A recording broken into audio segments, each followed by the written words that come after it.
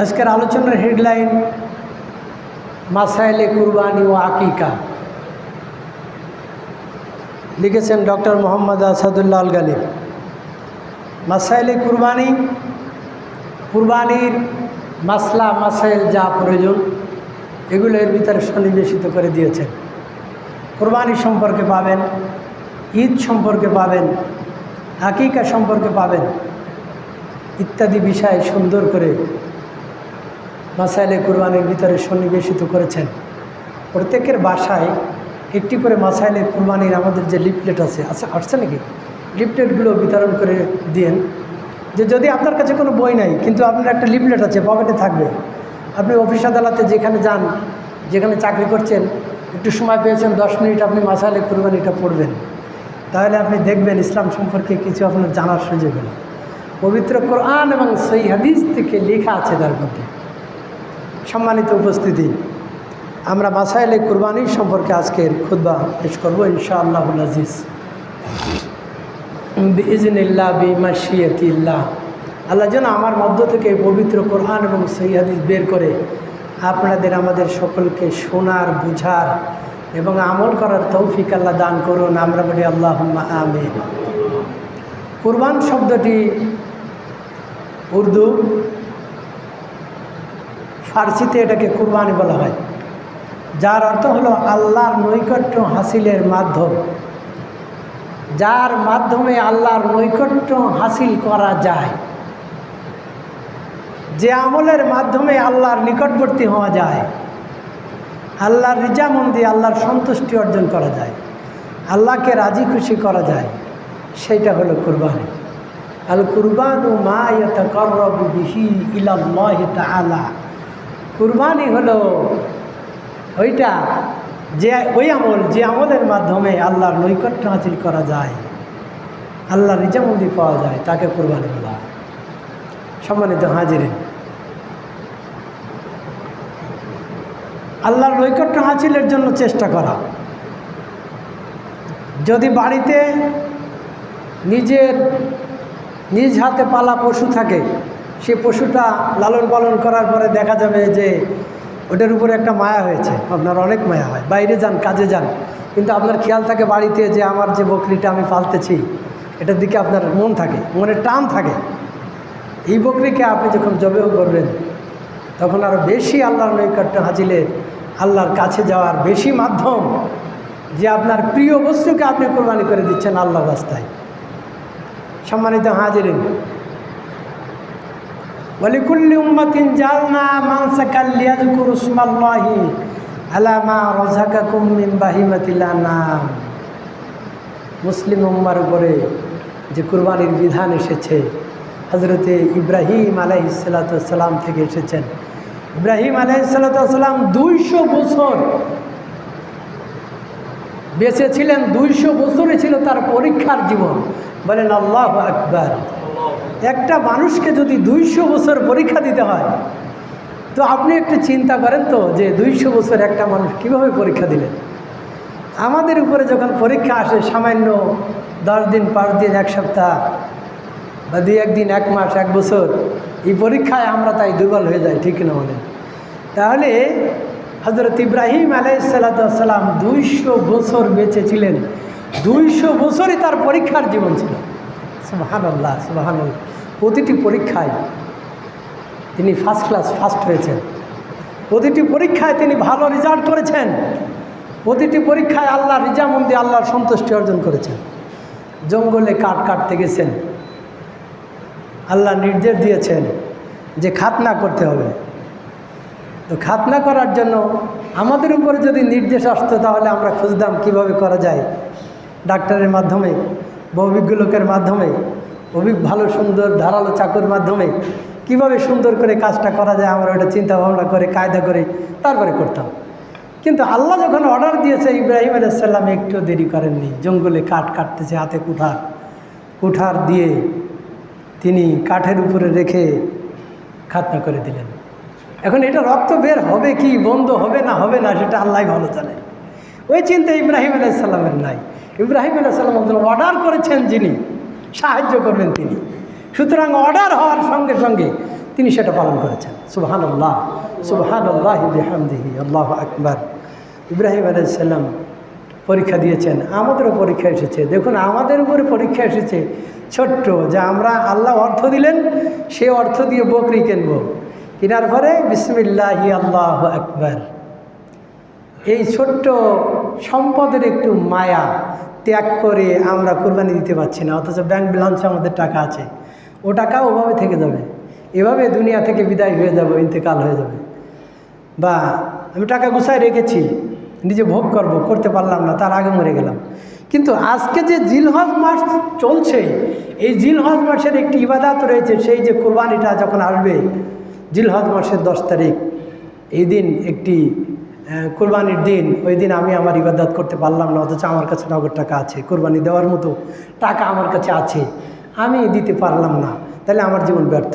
আমার জীবনে আমি যে কয় বছর বাঁচবো, হয়তো 60 থেকে 70 বছর হায়াত আল্লাহ দিতে পারেন, তো এর ভিতরে একটা বছর আমার কাছে টাকা আছে, কুরবানি করে নেই, তাহলে ওই বছর নেকি থেকে আমি বঞ্চিত হলাম। এই নেকিটা আমার জীবনে আর কোনো দিন আসবে না। সম্মানিত হাজিরিন, সেই জন্য যাদের টাকা আছে কুরবানির ইরাদা করে ফেলেন। জিলহজ মাসের চাঁদ ওঠার সাথে সাথে অন্তরে ইতমিনান হবে, অন্তরে ইরাদা হবে, এই সংকল্প হবে যে আমি কুরবানি করব। যদি টাকা না থাকে তো আল্লাহর কাছে চাইতে হবে যে আল্লাহ তুমি এমন টাকা রোজগার করার তৌফিক দাও, যাতে করে জিলহজ মাসের 10 তারিখে আমি যেন একটা বকরি কেনার টাকা পাই, তা দিয়ে আমি আমার নিজের এবং নিজের পরিবারের পক্ষ থেকে একটা বকরি বিসমিল্লাহি আল্লাহু আকবার কোরবানি দিয়ে দিলেন।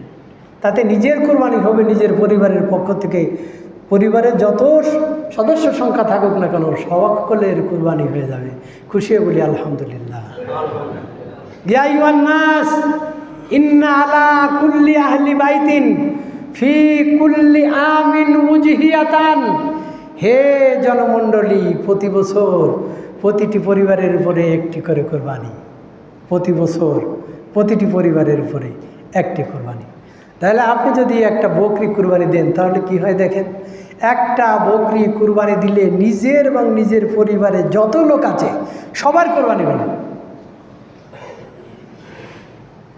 এটা আপনার মাথায় রাখতে হবে, একটা বকরিতে আমার নিজের সকলের কোরবানি হচ্ছে, পরিবারের সকলের। তাহলে এই নেকি থেকে আমি কেন আমার পরিবারদেরকে বঞ্চিত করব?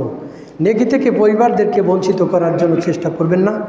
অবশ্যই পরিবারের সকলে যাতে নেকি পায় সেজন্য সজাগ থাকবেন, চেষ্টা করবেন ইনশাআল্লাহুল আজিজ। উহাতে আমাদের জন্য কি আছে কুরবানিতে? লাকুম ফিহা খায়র, তোমাদের জন্য আছে কল্যাণ। লাকুম ফিহা খায়র, এটা তোমাদের জন্য দুনিয়াতে কল্যাণ।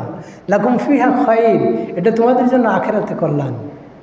তা দুনিয়া আখেরাতে যেটা কল্যাণ আছে সেই কাজটা আমরা করবো না? অবশ্যই করবো ইনশাআল্লাহুল আজিজ।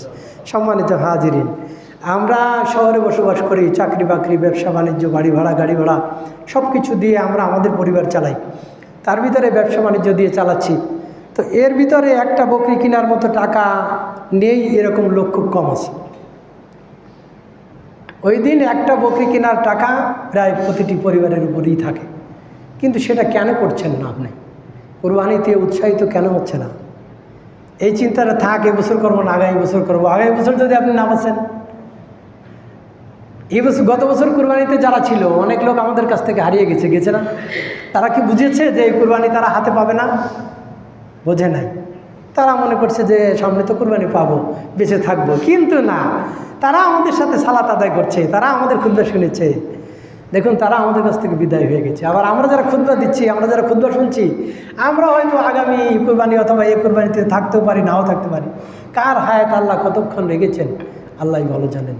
সুতরাং ইবাদতের এই 60 থেকে 70 বছরের মধ্যে যে ইবাদতটা যখন সামনে আসবে, সেই ইবাদতটা তখন করার জন্য ইরাদা করা, চেষ্টা করা মুমিনের জন্য কর্তব্য। মুমিন কখনো তার জীবন থেকে একটা ইবাদত যাতে ছেড়ে না যায়, মুমিনের জীবন থেকে একটা ইবাদতের সময় যাতে সরিয়ে না যায়, সেজন্য মুমিন সবসময়ের জন্য সজাগ থাকতে হবে। কান্নাকা মুমিন, তুমি দুনিয়ায় জীবন যাপন করো কেমন একটা গরিব হালাতে। ওয়াউদ্দা নাফসিকা ফি আহলিল কুবুর, তুমি নিজেকে সবসময় কবরবাসী মনে করো। এখন যদি মালাকুল মউত এসে ডাক দেয় চলে আসো, ইয়া আইয়াতুহান নাফসুল মুতমাইন্না, হে প্রশান্ত আত্মা চলে আসো, ইরজিই ফিরে আসো ইলা রব্বিকা রাদিয়াতাম মারদিয়া, তোমার রবের উদ্দেশ্যে ফিরে আসো। মালাকুল মউত এখনই এসে যদি ডাক দেয় লাব্বাইক, মৃত্যুর জন্য মুমিন সবসময়ের জন্য প্রস্তুত থাকবে, ডাক দিলেই লাব্বাইক।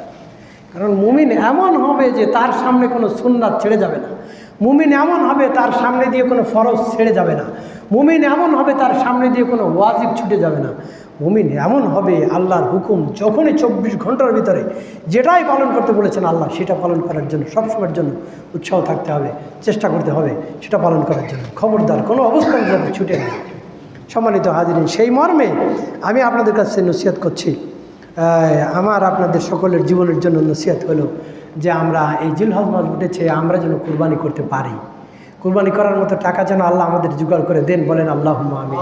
কোনোরকম কোনো বিপদ মুসিবত ছাড়াই, কোনোরকম কোনো বিপদ মুসিবত যেন আল্লাহ আমাদের না দেন। আমরা যেন এই মহান কুরবানি, একটি নিদর্শন বড়, এটা যেন আমরা পালন করতে পারি। আল্লাহ তৌফিক দান করুক, বলেন আল্লাহুম্মা আমিন। জিলহজ মাসের আমল, মাস শুরু হলে আমল আছে। আল্লাহ নবী বলেছেন, মা মিন আইয়ামিল আমল সালেহ ফিহিন্না আহাব্বু ইলাল্লাহ। জিলহজ মাসের প্রথম দশকের নেক আমল আল্লাহর কাছে প্রিয়। জিলহজ মাসের প্রথম দশকের নেক আমল আল্লাহর কাছে প্রিয়। জিলহজ মাসের প্রথম দশকের নেক আমল আল্লাহর কাছে প্রিয়। এই নেক আমল আপনি করবেন। আপনি সালাত পড়ছেন, আল্লাহর কাছে প্রিয়। আপনি সিয়াম সাধনা করছেন, আল্লাহর কাছে প্রিয়। আপনি কুরবানি করছেন, আল্লাহর কাছে প্রিয়। আপনি হজ করছেন, আল্লাহর কাছে প্রিয়। আপনি জাকাত দিচ্ছেন, আল্লাহর কাছে প্রিয়। আপনি সাধারণ দান সদকা করছেন, আল্লাহর কাছে প্রিয়। আপনি তাসবিহ তাহলিল করছেন, আল্লাহর কাছে প্রিয়। আপনি যে আমলটা করবেন, মানুষের উপকার করছেন, আল্লাহর কাছে প্রিয়। যে আমলটা করছেন ওই আমলটা আল্লাহর কাছে প্রিয়। সুতরাং বিশেষ করে জিলহজ মাসের এই 10 তারিখ পর্যন্ত ভালো আমলের মধ্যে থাকা, খারাপ আমল বর্জন করা, এর থেকে বিরত থাকার চেষ্টা করুন। জীবনের কোনো ক্ষেত্রে খারাপ আমল করবো না, এই এরাদা সবসময়ের মধ্যে থাকবে অন্তরে। তারপরে ইল্লা মাশা আল্লাহ, শয়তান যখন পেয়ে বসে তখন সে আর মুমিন থাকে না। যখন সে চুরি করে তখন মুমিন থাকে না। যখন সে জিনা করে তখন সে মুমিন থাকে না। যখন সে পাপ কাজে লিপ্ত হয় তখন সে মুমিন থাকে না। পাপ কাজ থেকে সরে এসে, হারে এটা তো আমার ভুল হয়ে গেল, তখন সে পড়ে পাপের কথা চিন্তা করে, আস্তাগফিরুল্লাহ আল্লাযী লা ইলাহা ইল্লা হুয়াল হাইয়ুল কাইয়্যুম ওয়া আতুবু ইলাইহি। আল্লাহ, এই পাপটা আমার হয়ে গেছে, তুমি আমাকে মাফ করে দিও। আমার অফিসের কলমে এই পাপটা হয়ে গেছে, তুমি আমাকে মাফ করে দিও। আমার জীবন চলার পথে এই পাপটা হয়ে গেছে, তুমি আমাকে মাফ করে দিও। আমার যৌবন বয়সে এই পাপটা হয়ে গেছে, আমি বুঝি নাই, তুমি মাফ করে দিও। অথবা বুঝে পাপটা করে ফেলেছি, তুমি আমাকে মাফ করে দিও। এই প্রতিটি পাপের কথা আপনাকে উল্লেখ করতে হবে, তারপরে ইস্তেগফার করতে হবে, এরপরে এটা ডিলিট হবে। সেজন্য ইস্তেগফার করারও কিছু সিস্টেম আছে। সেই সিস্টেমে আপনাকে ইস্তেগফার করতে হবে যে আমি পাপের কথাটা স্মরণ করলাম, এই পাপের জন্য আমি ইস্তেগফার করলাম, তখন ওই পাপটা আপনার ডিলিট হবে। আবার একটা পাপ করেছি, মনে পড়েছে হঠাৎ, পাপটা যখনই মনে আসবে তখনই আপনি সেই পাপের কথা স্মরণ করে ইস্তেগফার করবেন। আস্তাগফিরুল্লাহাল্লাযী লা ইলাহা ইল্লা হুয়াল হাইয়ুল কাইয়্যুম ওয়া আতুবু ইলাইহি। এটা বললে সমুদ্রের ফেনা সমান যদি আপনার পাপ থাকে, গুনাহ থাকে, আল্লাহ রাব্বুল আলামিন তা মাফ করে দেন। সম্মানিত হাজিরিন, সেজন্য ইস্তেগফার করবেন বেশি বেশি করে। রাসূলুল্লাহ বলেছেন, কিয়ামতের দিন কোন ব্যক্তি হবে সবচেয়ে বেশি লাভবান? যে ব্যক্তি ইস্তেগফারান কাসীরা, আমল নামায় বেশি বেশি ইস্তেগফার পাওয়া যাবে, ও লোকটা হবে নেকিতে ধনী, ওই লোকটা হবে কিয়ামতের দিন ধনী, ওই লোকটা হবে কিয়ামতের দিন নেকিতে ধনী। যার আমল নামায় বেশি বেশি ইস্তেগফার পাওয়া যাবে, সে পাপ করেছে ঠিক, কিন্তু আল্লাহর কাছে ইস্তেগফার করেছে। পাপ করেছে ঠিক, কিন্তু সে আল্লাহর কাছে ক্ষমা চেয়েছে। বেশি বেশি ইস্তেগফার করার চেষ্টা করবেন।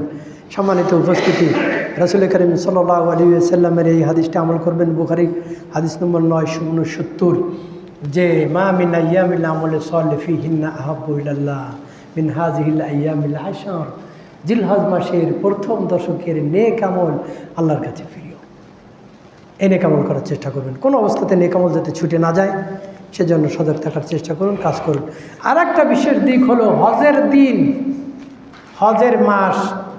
এই হজের দিন যারা হজ করবেন তারা ইহরাম বাঁধছেন, তারা বলছে লাব্বাইক আল্লাহুম্মা লাকা লাব্বাইক লা শারীকা লাকা লাব্বাইক ইন্নাল হামদা ওয়ান নি'মাতা লাকা ওয়াল মুলক লা শারীকা লাক লাব্বাইক আল্লাহুম্মা লাকা লাব্বাইক। এভাবে করে তারা তাকবীর ধ্বনি পড়ছে, এভাবে করে তালবিয়া পাঠ করছে, এভাবে তারা লাব্বাইকা বলছে, প্রভু আমি হাজির, আমি হাজির, আমি তোমার দরবারে হাজির। যদি সেটা হালাল টাকা হয় তাহলে আল্লাহ সেটা গ্রহণ করবেন, আর যদি হারাম টাকা নিয়ে যদি যাওয়া হয় তাহলে সেটা গ্রহণ করবেন না। সাবধান, আমার কষ্ট অর্জিত বা উত্তরসূরি পাওয়া হালাল টাকা দিয়ে আমি মক্কা মদিনায় যাতায়াতের ব্যবস্থা আছে আমার, এবং হজ করার মতো তৌফিক আছে। হজ করার দিনগুলিতে আমার বাড়ির পরিবারদেরকে খাবারের খোরাকি রেখে যাওয়ার মতো আমার তৌফিক আছে। আপনার পর হজ ফরজ, আপনি হজ করবেন। আপনি ব্যাংক ব্যালেন্সে টাকা থুয়ে মরে যাবেন, আর এই ফরজ ইবাদতটা যদি না করতে পারেন তাহলে আল্লাহর দরবারে আপনি কিয়ামতের ময়দানে আসামির কাঠগড়াতে দাঁড়াতে হবে, জবাবদিহিতার কাতারে দাঁড়াতে হবে। আল্লাহ আমাদের হেফাজত করে, বলেন আল্লাহুম্মা আমিন। আল্লাহ তুমি আমাদের যে টাকা দিয়েছো হালাল টাকা দাও, হারাম টাকা চাই না। আল্লাহ হালাল টাকা দাও, হালালে বরকত দাও। আল্লাহুম্মা আকফিনি বিহালালিকা, রাসূল দোয়া করেছেন, আল্লাহ তুমি হালালে বরকত দাও, আন হারামিকা, হারাম থেকে বেঁচে থাকার তৌফিক দাও। ওয়া আগনিনি বিফাজলিকা আম্মান সিওয়াক, আর তুমি আমাকে হালালে বরকত দাও, হারাম থেকে বেঁচে থাকার তৌফিক দাও। এই দোয়া যদি আপনি পড়েন, ঋণ থাকলে পরিশোধ করতে পারবেন, হালালে আল্লাহ তাআলা বরকত দিবেন। এই জন্য অল্পতে তুষ্ট থাকা ভালো। মুমিন সবসময়ের জন্য অল্পতে তুষ্ট থাকবে। বেশি সম্পদ হলো না কেন এই চিন্তা করবেন না, বেশি সম্পদ হলে ভালো হতো না। ও বেশি সম্পদ আপনাকে আল্লাহর পথ থেকে দূরে সরাই দিতে পারত। এই টাকায় কোনো লাভ নেই। যেই টাকা আপনাকে আল্লাহর পথ থেকে দূরে সরিয়ে দেয়, যেই টাকা আপনাকে নেক আমল করা থেকে বাধা সৃষ্টি করে, যেই টাকা আপনার আল্লাহর হুকুম পালনে আপনাকে দূরে সরাই দেবে, ওই টাকা ভালো টাকা না। সম্মানিত হাজিরিন, সেই জন্য রাসূলুল্লাহ বলেছেন যে আমি দারিদ্রতার সবল থেকে আল্লাহর কাছে পানা চাই, দারিদ্রতা যেন না ধরে। মানুষকে যদি দারিদ্রতায় ধরে তাহলে ইমান নষ্ট হয়ে যায়। ইমান যাতে ঠিক থাকে সেজন্য একটু সম্মানের সাথে চলতে গেলে একটু টাকা পয়সা না হলে চলতে পারবেন না, একটু সম্মানের সাথে। সেজন্য আল্লাহর কাছে হালালে বরকত চেতে হবে। হালালের মাধ্যমে আল্লাহ তাআলা অনেক সম্পদ দিতে পারেন, তা দিয়ে হজ করবেন। যদি হালাল টাকা না হয় তাহলে বলে লাব্বাইক আল্লাহুম্মা লাকা লাব্বাইক, পড়বো আমি হাজির। আর গায়েব থেকে আওয়াজ আসে লা লাব্বাইকা ওয়ালা সাদাইক, আমি তোমার উপস্থিতি গ্রহণ করলাম না, কারণ তোমার জায়নামাজ কিনেছো হারাম টাকায়, তোমার গায়ে যে জামা গায়ে দিয়েছো তা হারাম টাকার, এহরামের কাপড় পরেছো ওটা হারাম টাকার, যা কিনেছো মক্কা মদিনা আসার জন্য যে টিকিট কাউন্টার থেকে টিকিট নিয়েছো ওটা হারাম টাকার। সুতরাং আমি তোমার উপস্থিতি গ্রহণ করলাম না।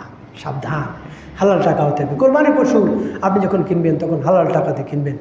হালাল টাকা দিয়ে হারাম টাকা দিয়ে পশু কিনলে কোরবানি আল্লাহর দরবারে কবুল হবে না। ইন্নাল্লাহ তাইয়্যিব, নিশ্চয় আল্লাহ পবিত্র, তিনি পবিত্র ছাড়া কোনো কিছু গ্রহণ করেন না। সুতরাং হালাল টাকা দিয়ে কিনবেন, আল্লাহর দরবারে কবুল হবে ইনশাআল্লাহুল আজিজ। আমরা আশা করি যারা কুরবানির ইরাদা করছেন সকলের জন্য ইবাদত রয়েছে, যারা করবেন যারা করবেন না সকলের জন্য। কি সেটা হলো যে সিয়ামু ইয়াউম আরাফা আহতাসিবু আলাল্লাহ আইয়ুকাফিরাস সানাতাল্লাতী ক্বাবলা ওয়াস সানাতাল্লাতী বাদা, রাওয়াহুল মুসলিম। যে আরাফার দিন সিয়াম, আরাফার দিন রোজা রাখা, হজের দিন রোজা রাখা, যেই দিন হজ হবে ওই দিনই রোজা রাখবেন। ওই দিন যদি রোজা রাখেন তাহলে রাসূলুল্লাহ বলেছেন আমি আশা করছি আহতাসিবু আলাল্লাহ, আমি আশা করছি আল্লাহর কাছে আইয়ুকাফিরাস সানাতাল্লাতী ক্বাবলা, 1 বছর পূর্বের গুনাহ আল্লাহ মাফ করে দিবেন। বলেন সুবহানাল্লাহ। এরপরে বলছেন 1 বছর পরের গুনাহ আল্লাহ মাফ করে দিবেন। বলেন সুবহানাল্লাহ। সহজ কথা মনে করলেন, আপনি গুনাহ এখনো করেন নাই, আপনি এখনো গুনাহ করেন নাই, মানে সামনে করবেন। আল্লাহ অগ্রিম আপনার গুনাহ মাফ করে দিয়েছে, খুশি বলি আলহামদুলিল্লাহ। বিশ্ব নবীকে গুফির আল্লাহু মা তাকাদ্দামা মিন জামবি, আল্লাহর নবী বেশি নেক আমল করছে, আল্লাহ নবী নেক আমলে প্রতিযোগিতা করছে, আল্লাহ নবী এই নেক আমলের দিকে অগ্রসর হচ্ছেন। সাহাবায়ে কেরাম রিদওয়ানুল্লাহি তাআলা আলাইহিম আজমাইন বলেছেন যে আপনার তো আগের এবং পরের গুনাহ মাফ, তা আপনি এত রুকু করছেন, সিজদা করছেন, নেক আমল করছেন, এতগুলো করছেন কেন? আল্লাহ তো আপনার আগের এবং পরের গুনাহ মাফ করে দিয়েছেন। রাসূলুল্লাহ বলেছেন, আফালা আকুন আবদান শাকুরা, আমি কি কৃতজ্ঞশীল বান্দার মধ্যে হব না? আমি কি আল্লাহর কৃতজ্ঞশীল বান্দার মধ্যে হব না? সুতরাং আল্লাহর কৃতজ্ঞশীল বান্দার মধ্যে হতে হবে। দেখেন, খালি রাসূলের আগের পরের গুনাহ মাফ করেন নাই, আমাদের জন্য সুন্দর বিধান রেখেছেন যে একটা সিয়াম যদি সাধনা করো, একটা সিয়াম পালন করো, তাহলে 1 বছর আগের গুনাহ, 1 বছর পরের গুনাহ, 2 বছরের গুনাহ আল্লাহ মাফ করে দিবেন। একটা রোজা থাকতে কি কোনো কষ্ট আছে? আছে, কষ্ট আছে। কি দেখেন, যখন রমজান মাসে 30টা রোজা রেখেছি আমরা, তখন মনে হচ্ছে যে আল্লাহ 30টা রোজা দিল কেন? 5টা দিলে তো হতো, নয় 10টা দিত, শেষ হয়ে যেত, আর নয় 2টা দিত। আবার মনে মনে চিন্তা হয় যে একটা দিয়ে যদি শেষ করতে তাও তো হতো, দিয়ে দিত, একটা দিয়ে 1 বছরের নেকি দিয়ে দিত। তো এখন দেখেন, আপনার কথা অনুযায়ী একটা রোজা দিছে, 2 বছরের গুনাহ মাফ। তাও দেখবেন জিল হজের যেদিন হজের দিন, যে আপনি কি আরাফা রোজা রেখেছেন? বলবেন না, রাখিনি, কারণ ফেল। একটা দিলেও ফেল, যে 30টা দিলে ফেল করে সে একটা দিলেও ফেল করে, আর যে পাস করে সে 30টা দিলেও পাস করে, একটা দিলেও পাস করে। সম্মানিত হাজিরিন, তাহলে আমাদের সকলের জন্য কর্তব্য হবে এই হজের দিন রোজা রাখা। যারা হজ করবেন তারা রোজা রাখবেন না, যারা হজ করবেন না, হজের বহির্বিশ্বে যারা আছেন, তাদের জন্য এটা একটি ইবাদত, যে ইবাদতে সিয়ামু ইয়াউম আরাফা, আরাফার দিন রোজা রাখো। এখন এটা কথা হলো, আমি কোন দিন রোজা রাখবো? আমাদের দেশের কি 9 জিলহজে রাখবো, না ওই দেশের সাথে মিলিয়ে রাখবো? আরাফা বিশ্বে একটা হয়, পৃথিবীতে আর আরাফা হবে না। তো ওই হজ কোন দিনে হবে? আমাদের দেশে 8ই জিলহজ, তো 8ই জিলহজে আপনাকে রোজা রাখতে হবে। আপনি খেয়াল রাখবেন যে কোন দিনে হজ হয়, যেদিন হজ হবে হজের দিনে আপনাকে রোজা রাখতে হবে। তো হজের দিন আল্লাহ পাক আমাদের সকলকে রোজা রাখার তৌফিক দিক, বলেন আল্লাহুম্মা আমিন। মা বোনরা যেন কষ্ট না পায়। স্বামী স্ত্রী এসেছেন আজকের জুমা খুতবা শোনার জন্য, জুমার সালাতে এসেছেন, মা বোনদের কষ্ট না হয় যে আপনি ভালো বাজার করবেন, একটা রোজা রাখার জন্য আপনি কৃপণতা করার কোনো সুযোগ নেই। আপনি বাজারে যে ভালো বাজার করবেন, যে রোজা রাখতে চাইবে না পরিবারে, সেও দেখবে যে আজকে ভালো বাজার আছে, থাকো, রোজা থাকো, তাও আগ্রহ প্রকাশ করবে। আপনার যাতে মা বোনদের কষ্ট না হয়, বাচ্চাদের কষ্ট না হয়, ছেলেদের কষ্ট না হয় রোজা রাখতে, আপনি তাকে কিছু প্রলোভন দিয়ে দিনের কথা বলে বুঝায় যে একটা রোজা রাখলে 2 বছরের গুনাহ মাফ, আসো আমরা রোজা রাখি। পরিবারের সকলকে বুঝায় সুন্দর করে পরিবারের সকলেই রোজা থাকবেন, রোজা থাকার চেষ্টা করবেন। ইনশাআল্লাহুল আজিজ এই রোজাটা পালন করবেন, ভালো বাজারের মাধ্যমে রোজাটা পালন করুন। ইফতারির সময় ভালো ভালো ইফতারি কেনেন, সমস্যা নেই। যে জায়গায় নেকির কাজ সে জায়গায় আপনি খাবেন, অসুবিধা কি? আপনাকে তো নিষেধ করা হয়নি, কিন্তু আপনি ইবাদতটা করেন, হালাল রিজিক খেতে পারবেন, কিন্তু আপনি ইবাদত করেন। এই ইবাদতের মাধ্যমে 1 বছর আগের 1 বছর পরের গুনাহ আল্লাহ তাআলা মাফ করে দিবেন। সুতরাং আল্লাহ তাআলা আমাদের সকলকে এই হজের দিনের এই রোজাটা, সিয়ামু ইয়াউম আরাফা, আরাফার রোজাটা রাখার তৌফিক আল্লাহ আমাদের দান করুন, বলেন আল্লাহুম্মা আমিন। মুসলিম শরীফ হাদিস নম্বর 1162, বাড়িতে যেয়ে পড়ে দেখবেন। সম্মানিত হাজিরিন, যারা কুরবানির ইরাদা করেছেন, জিলহজ মাসের চাঁদ উঠে গেছে, এখন থেকেই আপনি চেষ্টা করবেন যে চুল, নখ, অপ্রয়োজনীয় ক্লেশ পরিষ্কার করা থেকে বিরত থাকুন। যারা চাঁদ ওঠার আগে কেটেছেন, আলহামদুলিল্লাহ, চাঁদ উঠে গেলে এখন আর কাটা যাবে না। কাটতে পারেন নেই, কিন্তু এখন আর কাটা যাবে না। বড় হয়ে গেলেও এটা শরিয়াত, বড় হয়ে যাচ্ছে, তারপরেও কী হবে? এটা শরিয়াত, কাটা যাবে না। কবে কাটবেন?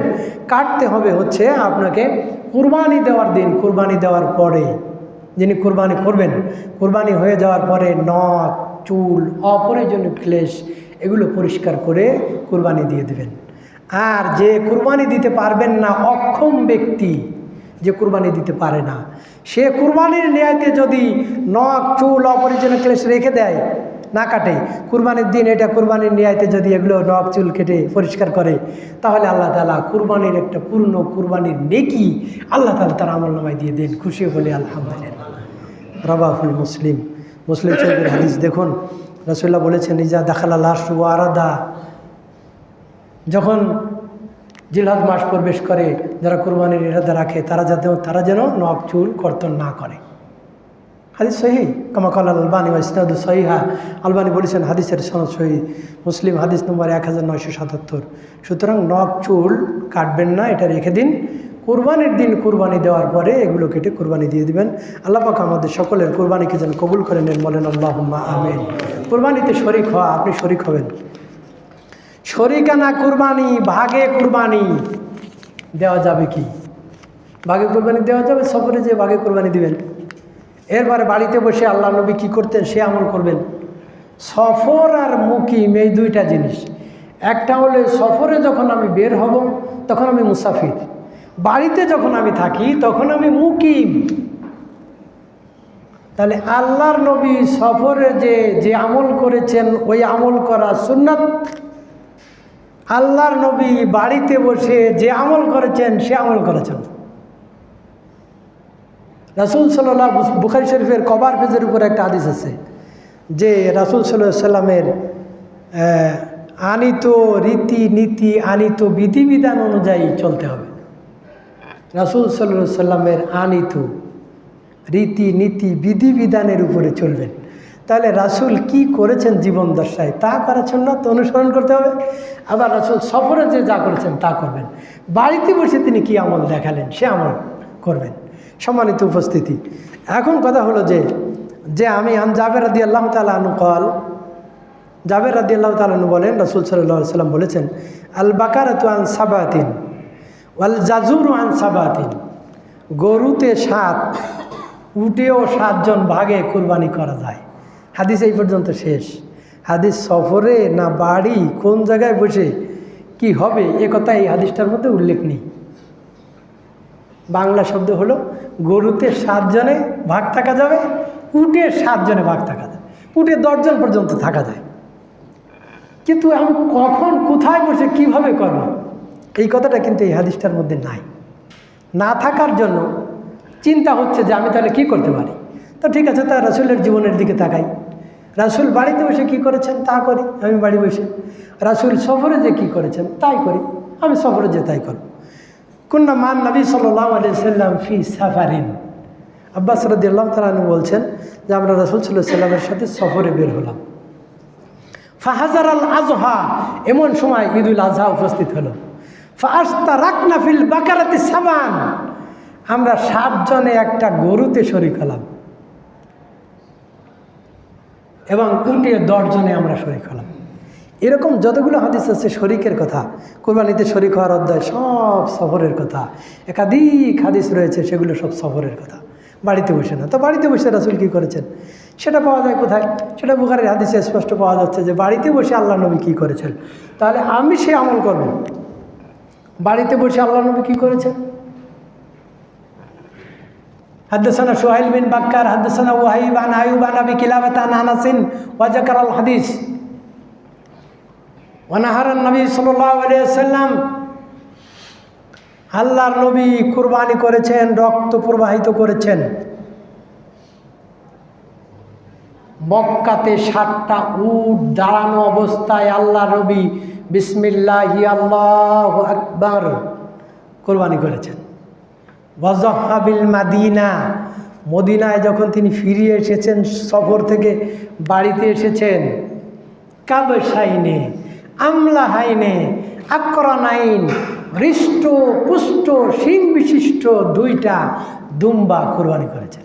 বলেন সুবহানাল্লাহ। রাওয়াহুল বুখারী, বুখারী শরীফ কুরবানি অধ্যায়ের মধ্যে হাদিস আছে। নিজ হাতে কুরবানি অধ্যায় আপনি এখানে পড়ে দেখবেন, বাড়িতে যদি বাংলা বুখারী থাকে বাড়িতে পড়ে দেখবেন যে আল্লাহ নবী বাড়িতে বসে হৃষ্ট পুষ্ট শিং বিশিষ্ট 2টা দুম্বা কুরবানি করেছেন।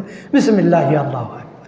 তাহলে আমি বাড়িতে বসে 2টা দুম্বা যদি পাই করব, যদি দুম্বা না পাই তাহলে 2টা খাসি কুরবানি করে দেবো, 2টা ছাগল কুরবানি করে দেবো, একটা করে দেবো। সেটা কি হবে? নিজের এবং নিজের পরিবারের সকলের জন্য যথেষ্ট হবে। তাহলে আমার কুরবানি হলো, আর আমার স্ত্রী পুত্র ছেলে মেয়ে যারা আছে পরিবারে সকলের কুরবানি হলো। যারা এক হাঁড়িতে রান্নাবান্না হয়, এখন আলাদা হন নাই, যত লোক হতে পারে এক হাঁড়িতে রান্নাবান্না হয়, মা বাবার সাথে থাকে, ঠিক আছে কুরবানি হয়ে যাবে। ছেলে আলাদা হয়ে গেছে, আলাদা রান্নাবান্না করে খায়, আলাদা পরিবার হয়ে গেছে, তখন ছেলের উপরে কুরবানি, ছেলের সন্তানদের উপরে একটা বকরি দিলে ছেলের হবে, ছেলের সন্তানাদি যারা আছে তাদের হবে। ছেলে যদি আপনার সংসারে খায়, এক হাঁড়িতে রান্না হয়, তাহলে আপনি বিসমিল্লাহি আল্লাহু আকবার একটা বকরি কুরবানি করেছেন, ওটা আপনার হবে, আপনার পরিবারের ছেলে মেয়ে স্ত্রী পুত্র যারা আছে সকলের জন্য যথেষ্ট হবে। খুশি হয়ে বলি আলহামদুলিল্লাহ। ইসলাম কত সুন্দর নিয়ম দেখালেন। ভাগে যদি দেন তাহলে আপনার নিজের পক্ষ থেকে একটা কোরবানি হলো, আর পরিবারে যারা আছে তাদের কোরবানি কি হলো? তাদের তো হলো না। তাহলে বছরে আপনি স্ত্রীকে ঠকালেন, আপনি আপনার মেয়েকে ঠকালেন, আপনার ছোট বাচ্চা আছে তাকে ঠকালেন, আরেকটা ছেলে আছে তাকে ঠকালেন, তার তো কোরবানি হলো না। তো আব্বু শুধু খালি এই বছর তোমার নামে কোরবানি হবে, আমাদের নামে হবে না? না, ভাগে থেকেছো তাতে তোমার একটাই হলো। তা আমার নামে ভাগে থাকেনি, তোমার নামে থেকেছি, তাহলে তো আমার হলো, তোমাদের তো হলো না। কিন্তু বকরি দিলে লাভ কি বোঝার চেষ্টা করেন, আগে বুঝবেন তারপরে কথা প্রশ্ন করবেন যে বকরি দিলে আপনার লাভ কি। আপনার নিজের কোরবানি হলো, পরিবারে যারা আছে সবার হলো, এবং প্রতি বছর নাকি হলো। এটা হলো সহজ। আপনার যদি প্রয়োজন হয় যে আমি গরু গোস্ত কিনে খেতে আমার মনে চাচ্ছে, তো আপনি কিনে খেতে পারবেন। বা আল্লাহ যদি আপনার সমর্থন দিয়ে থাকে যে একটা গরু আপনি আপনার নিজের পরিবারের পক্ষ থেকে বিসমিল্লাহ আল্লাহু আকবার, তাহলে আপনি নিজে একটা গরু কিনে পরিবারের পক্ষ থেকে কুরবানি দিয়ে দেন। দিতে পারি না, এই তো একটা বকরি কেনার টাকা আছে, তাদের একটা বকরি কিনে আপনি কুরবানি দিলেন আর আল্লাহর কাছে দোয়া করলেন, আল্লাহ আগামী বছর আসার আগে নিজে যেন একটা গরু নিজে পরিবারের পক্ষ থেকে কুরবানি দিতে পারি, ভাগে থাকা না লাগে সেই তৌফিক দিও। এভাবে করে আপনি চেষ্টা করবেন, হবে ইনশাআল্লাহ। ভাগের কুরবানিকে আমরা অস্বীকার করছি না, কিন্তু উত্তমটার উপরে আমল করার চেষ্টা করছি। যদি সুযোগ থাকে আপনি নিজের পরিবারের উপরকে নিজের পরিবারের জন্য আপনি একটু বকরি যথেষ্ট, সেটা করেন। আল্লাহ তৌফিক দিক, আমিন বলেন, আল্লাহুম্মা আমিন। সহজ কাজ করার চেষ্টা করবেন, যেটা আমরা পরকালে আল্লাহ তো চান মন, এই মনটা চান, মনটা নেবেন। লা ইয়ানালাল্লাহা লুহুমুহা ওয়ালা দিমাউহা ওয়ালাকিন ইয়ানালুহু তাকওয়া মিনকুম। কুরবানির পশুর চামড়া রক্ত আল্লাহর দরবারে পৌঁছায় না, ওয়ালাকিন ইয়ানালুহু তাকওয়া মিনকুম। তিনি চান তোমাদের তাকওয়া ইসলামী বিধানের উপরে অর্জিত। ইসলামী বিধান মেনে তাকওয়া অর্জন করতে হয়। ইসলামী বিধানে যা আছে নিজের পরিবারের পক্ষ থেকে বিসমিল্লাহ আল্লাহু আকবার। এখন আমি সফরে চলে গেছি, টাকা নেই, আসো 6-7 জনে মিলে গরু একটা কিনে, কুরবানির দিন হয়ে গেছে, সফরে গেছি, টাকা নাই, যা আছে সবাই দাও, একটা কিনে বিসমিল্লাহ আল্লাহ, 7 জনে তখন আমরা গরুতে শরীক হয়ে যাব। এটাই সহজ, করার চেষ্টা করুন ইনশাআল্লাহুল আজিজ। সম্মানিত হাজিরিন, আল্লাহ পাক আমাদের সকলকে কুরবানি করার তৌফিক দান করুন, বলেন আল্লাহুম্মা আমিন। গোস্ত বন্টন, কুরবানি করার পরে আপনি গোস্তকে 3টি ভাগে ভাগ করবেন। এক ভাগ নিজের, আর এক ভাগ হচ্ছে অসহায় দারিদ্রদের জন্য, মিসকিনদের জন্য, এতিম মিসকিন অসহায় দারিদ্রের জন্য, আর এক ভাগ হলো আপনার আত্মীয় স্বজনের জন্য। 3 ভাগ করে, এক ভাগ নিজের পরিবারের জন্য, এক ভাগ আত্মীয় স্বজনের জন্য, আর এক ভাগ অসহায় দারিদ্র এতিম মিসকিনদের জন্য। আপনি যারা কুরবানি দিতে পারে নাই এমন মানুষ, আপনি তাকে প্রয়োজন অথচ বলতে পারে না, খুঁজে বাসায় পৌঁছিয়ে দাও। ফাইজা ওয়াজাবাত জুনুবুহা, জবাই করার পর যখন তারা জমিনে পড়ে যাবে, ফাকুলু মিনহা, ওহার গোস্ত তোমরা খাও। ওয়াতিমুল কানিয়া ওয়াল মুতাররা, যে চায় তাকে দাও। আল মুতাররা, যে চায় না, প্রয়োজন, মুখে বলতে পারছে না অথচ সে চায়, প্রয়োজন তার, খুঁজে তার বাড়িতে পৌঁছে দেওয়া। যে মুক্ত আসলে বেরোয়নি বা চেতেও আসেনি, কিন্তু আসলে তো তার অভাব আছে, দিয়াসি পৌঁছায়, একটু বড় ইবাদত, আল্লাহর ঘোষণা। সূরাত হজ আপনি পড়ে দেখুন সম্মানিত হাজিরিন, সেখানে স্পষ্ট লেখা আছে যে চায় তাকে দাও, আর যে চায় না তার বাড়িতে পৌঁছে দাও। দেওয়ার চেষ্টা করবেন, আল্লাহ কবুল করবে, বলেন আল্লাহুম্মা আমিন। এখন আমরা এখানে আছি, দেখবেন যেসব ইমামরা কুরবানি দিয়েছেন আলহামদুলিল্লাহ, মুয়াজ্জিনরা কুরবানি দিতে পারেন আলহামদুলিল্লাহ। যেসব ইমাম মুয়াজ্জিনরা কুরবানি দিতে পারেন না অথচ আমাদের খেদমত করেন, তারা মানুষের কাছে চায় না, ইমাম মুয়াজ্জিন আছে, খাদেম আছে, তাদের কাছে পৌঁছে দেওয়ার চেষ্টা করবেন যে আমার মহল্লায় একজন গরিব আছে, সে অসহায় আছে, কিন্তু মানুষের কাছে চায় না, তার জায়গায় পৌঁছে দেওয়ার চেষ্টা করবেন। যদি না দেন তাহলে এই মহল্লাবাসী, আপনি টাকা আছে, আপনি ঈদের দিনে ভালো খাবার খেলেন, আর খোঁজ নিয়ে দেখলেন যে ওর বাড়িতে কিছু পৌঁছায়নি, ওর মনটা কষ্ট লাগবে, তার বাচ্চা কাচ্চা নিয়ে সে আছে, তার মনে কষ্টে, মানুষকে বোঝানো যাবে না। সে অজর নয়নে বাচ্চাদের মুখের দিকে তাকায়, চোখ দিয়ে পানি পড়বে, কিন্তু কিনার তৌফিক তার নেই।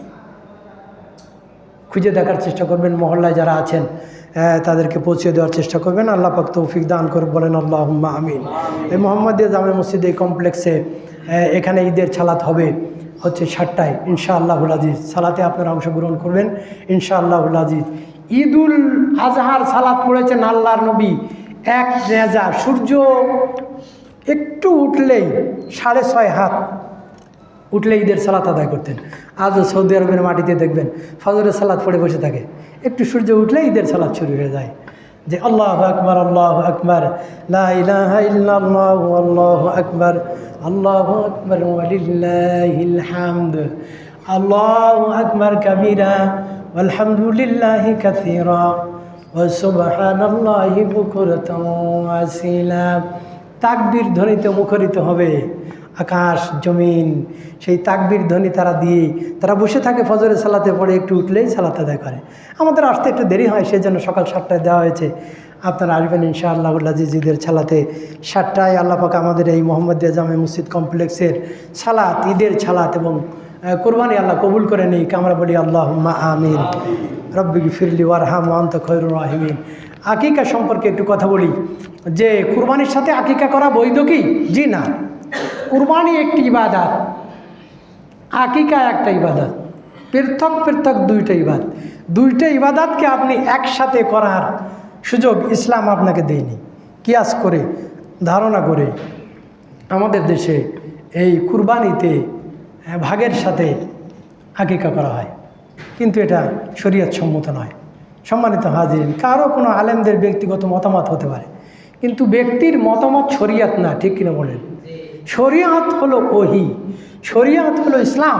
ইসলামের মাধ্যম যেটা অনুমোদিত হবে সেটাই শরীয়ত, ওটা পালন করতে হবে। বাচ্চা জন্মগ্রহণ করার পরে 7 দিনের দিন নাম রাখো, নামে উপরে আকিকা করো। যে তোমরা বাচ্চাদেরকে আকিকা দাও, বুখারী শরীফের হাদিস পড়ে দেখেন যে বাচ্চা জন্মের 7 দিনের দিন আপনি নাম রাখবেন, আকিকা দিবেন। ওটা হলো 7 দিনের দিন এই ইবাদতটা হয়। আর কুরবানি হলো বছরে একবার জিলহজ মাসের 10 তারিখে, নাকি বলেন এটা। কিন্তু এই দুটি ইবাদতকে একসাথে করার কোনো সুযোগ নেই। সম্মানিত হাজিরিন, আর যদি আকিকা দেন তাহলে পুরুষ হলে 2টা বকরি, আর যদি কন্যা হয় তাহলে 1টা বকরি। তা আপনি যেখানে আপনি একটা জান দিতে বলা হয়েছে, যেখানে পুরুষ সন্তান হলে 2টা জান আপনি আকিকা দিবেন, সেখানে একটা জানের ভিতরে কেউ কুরবানি করছে আর কেউ আবার আকিকা করছে, তাহলে কুরবানি নিবে না আকিকা নিবে, কোনটা আল্লাহ কবুল করবেন? যেহেতু ওইখানে ত্রুটি হচ্ছে, ওই ত্রুটি হওয়ার কারণে এই আমল দিয়ে কিয়ামতের দিন আল্লাহর দরবারে উপকার পাওয়া যাবে না। সেজন্য বিধান যা এসেছে, নির্দেশ যা এসেছে, শরীয়ত যা বলছে সে অনুযায়ী আকিকা করতে হবে, শরীয়ত যা বলেছে সেই অনুযায়ী কোরবানি করতে হবে। দুটো পৃথক ইবাদত, দুটোকে এক করার সুযোগ নেই। আল্লাহ পাক আমাদের সকলকে কোরবানিতে আমরা যেন কেউ আকিকা না দেই সেদিকে বিশেষ সতর্ক থাকার চেষ্টা করি।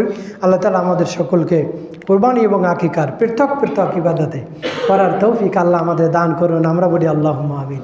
ঈদ আইনের সালাত কয় তকবীর? 12 তকবীর। আমাদের দেশে 12 তকবীরে পড়া হয়, আবার পড়া হয় 6 তকবীরে। আমি কত তকবীরে পড়বো? আমি তো পড়ছি এখন মুশকিলে।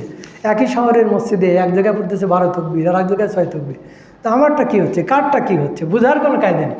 বুঝার জন্য আপনাকে মুহাম্মদ সাল্লাল্লাহু আলাইহি ওয়াসাল্লাম নামক কস্তি পাথর কোরআন এবং সেই হাদিস আপনাকে আমল করতে হবে, তাহলে আপনি বুঝতে পারবেন। আন কাসির ইবনে আব্দুল্লাহ নাবিহি আন জাদ্দিহি আন্নান নাবিয়্যা সাল্লাল্লাহু আলাইহি ওয়াসাল্লাম কাব্বারা ফিল ঈদাইন। আল্লাহ নবী 2 ঈদের সালাতে তাকবীর দিয়েছেন। ফিল উলা সাবান ক্বাবলাল কিরাত ওয়া ফিল আখিরাতি খামসান ক্বাবলাল কিরাত। প্রথম রাকাতে কিরাতের পূর্বে 7 তকবীর, দ্বিতীয় রাকাতে কিরাতের পূর্বে 5 তকবীর আল্লাহ নবী দিয়েছেন। প্রথম তাকবীর দিয়েছেন আল্লাহু আকবার, তাকবীরে তাহরিমা দিয়ে সানা পড়েছেন। স্বল্প বিরতি সহকারে 7টা তকবীর দিয়েছেন আল্লাহু আকবার। প্রত্যেক তাকবীরে হাত উঠিয়েছেন আল্লাহু আকবার। এভাবে করে প্রত্যেক তাকবীরে আল্লাহ নবী হাত উঠিয়েছেন, 7টা তকবীর দিয়েছেন। তারপরে আউযুবিল্লাহ বিসমিল্লাহ পড়ে সূরা ফাতিহা পড়তেন, তার সাথে সূরা আলা, দ্বিতীয় রাকাতে সূরা গাশিয়া, অথবা প্রথম রাকাতে পড়বেন সূরা কফ, দ্বিতীয় রাকাতে পড়বেন সূরা কমার।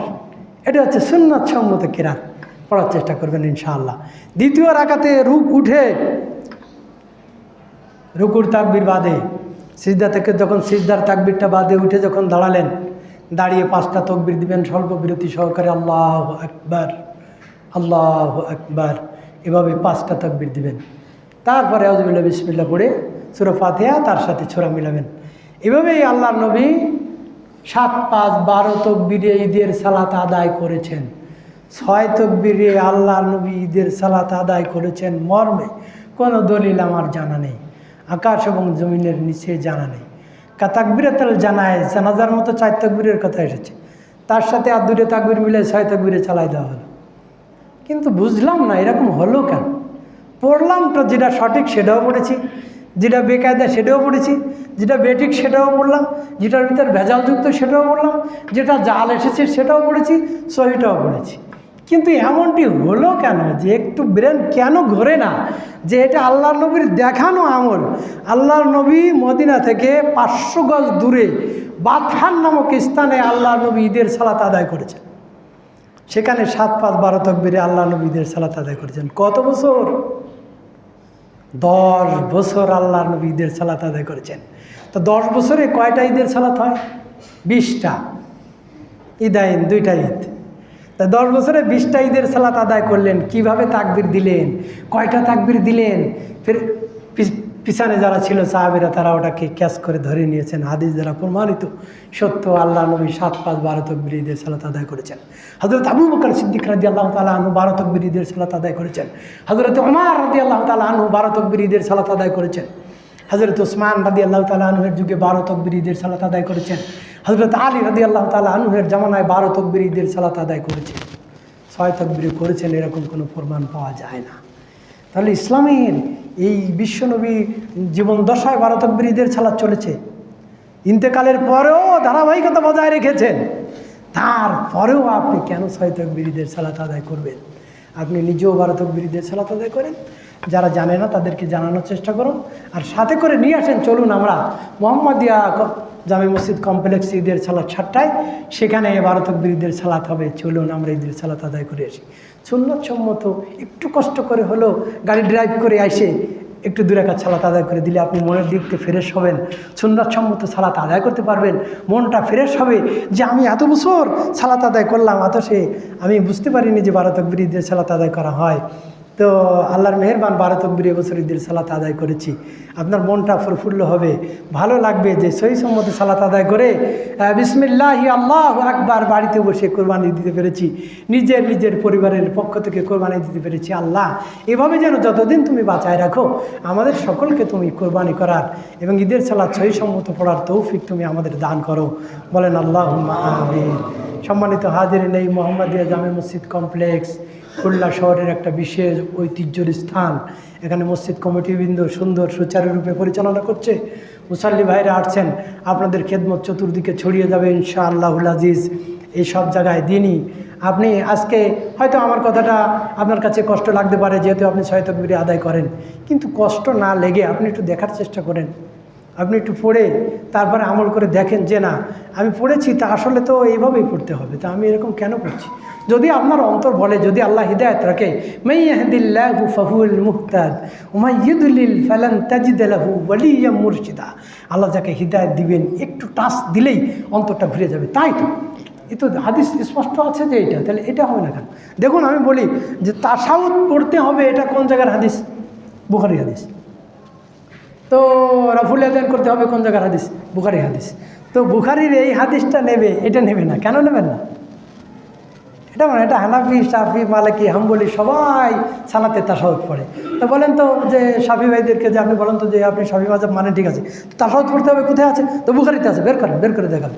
আচ্ছা বুখারী ঠিক আছে তো? হ্যাঁ ঠিক আছে, সবচেয়ে সহি কিতাব বুখারী, এটা তাশাহুদ পড়ার এই হাদিসেই থাকে। আচ্ছা তারপরে আর টুলটান সামনে যে দেখেন এটা কি, এটা রাফুল আযান করতে হাত উঁচু করতে, এটা ওইটা নিয়ে একটু চিন্তা করেন কেন, তা করবো কেন? এটা যদি ঠিক থাকে তাহলে ওটাও ঠিক থাকবে। এভাবে করে সহি হাদিস যদি এটা ঠিক থাকে, তাহলে 12 তাকবীরটা যদি ঠিক থাকে তাহলে ওটা ঠিক থাকবে কেন? থাকবে, অবশ্যই থাকবে, রাখার চেষ্টা করবে। সম্মানিত হাজিরিন, সেজন্য সহি গ্রন্থ থেকে যদি পাওয়া যায় সেটা আমল করবেন ইনশাআল্লাহুল আজিজ। ওই মদিনার মসজিদে 12 তাকবীর ঈদের সালাত হয়। আজকে যে ক্লিক করে দেখবেন যে বিগত দিনে ঈদের সালাত পড়েছেন ইমাম সাহেব কী করেছেন দেখবেন, প্রত্যেক তাকবীরে হাত উঠাচ্ছে, 7-5-12 তাকবীরে ঈদের সালাত জোরে পড়ছেন। আপনি চোখ দিয়ে দেশে যেতে পারেন নাই, টাকা নাই, তো নেটে তো আপনি দেখতে পাচ্ছেন, চোখ দিয়ে দেখবেন যে ওখানে দেখা যাচ্ছে 12 তাকবীর ঈদের সালাত আদায় করছে। তা আপনি বুঝে যাবেন যে তাহলে হাদিসে তো স্পষ্ট ওখানেই তাই হচ্ছে। যেই মসজিদের ইমাম ছিলেন বিশ্বনবী, সেই মসজিদের ইমাম আজও পর্যন্ত সেই মসজিদের ইমাম 12 তাকবীরে ঈদের সালাত আদায় করছেন না, আপনি কেন 6 তাকবীর ঈদের সালাত আদায় করছেন? বুঝতে পারলাম না, একটু বোঝার চেষ্টা করুন। আল্লাহ তাআলা আমাদের সকলকে হিদায়াতের পথে আসার তৌফিক দান করুন। বলেন আল্লাহুম্মা আমিন। আল্লাহ আমাদের হেদায়েত দান করুন, বলেন আল্লাহুম্মা আমিন। কুরবানির মাসলা মাসাইল জটিল, এটা আমি যতদূর সম্ভব চেষ্টা করেছি মাসাইলে কুরবানি থেকে আপনাদেরকে স্পষ্ট করার জন্য। যদি ত্রুটি হয়, মনে যদি কষ্ট পেয়ে থাকেন, মাফ করে দিন। আর যদি একান্ত যদি জটিল কোনো প্রশ্ন থাকে তো আমার সাথে কানে কানে কথা বলে সেটার সমাধান নেওয়ার চেষ্টা করেন, ইনশাআল্লাহুল আজিজ। আল্লাহ পাক আমাদের সকলকে এই ঈদ আসতেছে, ঈদে আপনার অসহায় দারিদ্র যারা আছে দান সাদকা করবেন। ঈদকে কেন্দ্র করে নেক আমলের মাধ্যমে মোহাম্মদিয়া জামে মসজিদে দান করেন। যেসব কাজগুলো অসম্পূর্ণ রয়েছে সেই অসম্পূর্ণ কাজগুলো যাতে দ্রুত হয়ে যায়, আল্লাহ তৌফিক দিক, বলেন আল্লাহুম্মা আমিন। অন্য মাসে দান করা আর এই জিলহজ মাসে দান করা অনেক ব্যবধান। নেক আমল আল্লাহর কাছে প্রিয়। আপনি আপনার কষ্টার্জিত টাকা থেকে মোহাম্মদিয়া জামে মসজিদ কমপ্লেক্সে দান করুন। ইমাম মুয়াজ্জিনের বেতন যাতে বাকি না থাকে, খাদেমের বেতন বাকি না থাকে, সেদিকে আপনারা সকলে সচেতন থাকেন। এবং ইমাম এবং মুয়াজ্জিনকে পরিবারের একজন সদস্য মনে করবেন, যে আমার একটা ছেলে যদি বেশি হতো তাহলে এই পরিবারে আমরা তাদেরকে চালায় নিয়ে যেতে হতো। আজকে ইমাম আমার পরিবারের সদস্য, মুয়াজ্জিন আমার পরিবারের সদস্য, তারা খেয়ে আছে না না খেয়ে আছে দেখি। এই ঈদের দিন তারা কি করছে তাদেরকে একটু খোঁজখবর নিই, তাদের বাচ্চা কাচ্চা নিয়ে তারা চলতে পারছে কিনা। প্রত্যেকটা মসজিদের ইমামের খোঁজ নেবেন, চেষ্টা করবেন, মুয়াজ্জিনের খোঁজ নেবেন। অসহায় দারিদ্র বাড়ির পরিতে আছে, এতিম আছে, মিসকিন আছে, যারা সকলের খোঁজ নেওয়ার চেষ্টা করবেন। আল্লাহ পাক আমাদের সকলকে সকলের পারস্পরিক খোঁজ নেওয়ার তৌফিক দান করে, বলেন আল্লাহুম্মা আমিন। ঈদ বোনাস সবাই পায়, আমাদের দেশে ইমাম মুয়াজ্জিনরা ঈদ বোনাস পায় খুব কম, সরকারি ইমাম ছাড়া। একটা আবেদন করে রাখছি সকলের কাছে, মসজিদ কমিটি বৃন্দ সকলের কাছে, যে 10 টাকা থেকে দিতে পারছি তা দিয়েন, তাও সন্তুষ্ট হবে। 20 টাকা পারি তা দিয়েন।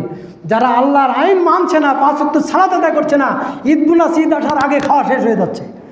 আর এই আল্লাহর আইন মানছে, সকলের ইমাম ভালোবাসা দিয়ে আন্তরিকতার সাথে সে আমল করছে, সালাত পড়ছে। প্রতিটি মসজিদের ইমামকে 10 টাকা হলেও 20 টাকা হলেও অন্তত একটা অংশ ঈদের বোনাস তার জন্য রাখা উচিত।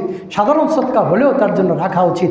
মসজিদ কমিটি বৃন্দরা প্রত্যেকটি মসজিদে যাতে করে এটা পাস হয়, চালু হয়, যে আমরা ঈদের সময় আসলে অন্তত তাকে হাতে যেন কিছু টাকা অন্তত দিতে পারি, তার পরিবার নিয়ে সে যেন চলতে পারে। আল্লাহ পাক আমাদের সকলকে এই ইমামদেরকে সম্মান করার বোঝার তৌফিক আল্লাহ আমাদের দান করুন, বলেন আল্লাহুম্মা আমিন।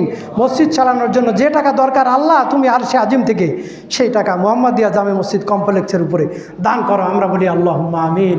আকুলু কওলি হাযা আস্তাগফিরুল্লাহ লি ওয়া লাকুম ওয়া লিসাইরিল মুসলিমিন মিন কুল্লি জাম। আস্তাগফিরুল্লাহ ওয়া আতুবু ইলাইহি ইন্নাহু হুয়াত তাওয়াবুর রহিম।